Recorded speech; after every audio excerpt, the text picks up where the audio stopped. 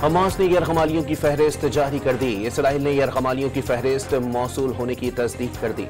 Israeli वज़ीर आज़म Netanyahu ने यरगमालियों की फहरिस्त मिलने तक जंग खत्म न करने का ऐलान किया था।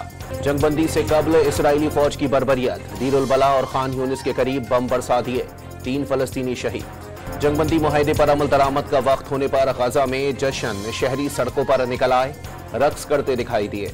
मुल्तान टेस्ट में वेस्टइंडीज पर शिकस्त के बादल गहरे हो गए। 251 रन के ताकुब में आधी टीम पवेलियन लौट गई। बलोचिस्तान के मुख्तलिफ इलाकों में बर्फबारी, चमन और करीबी इलाकों में मूसलाधार बारिश के बाइस नशेबी इलाके ज़ेरे आब आ गए। कराची में 22 जनवरी से सर्दी की नई लहर की पेशगोई।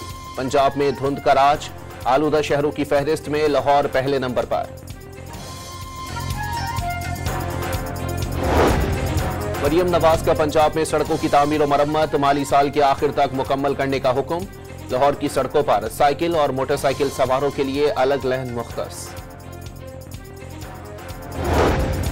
मराकश कश्ती हादसे में बच जाने वाले 21 पाकिस्तानियों की शनाख्त हो गई।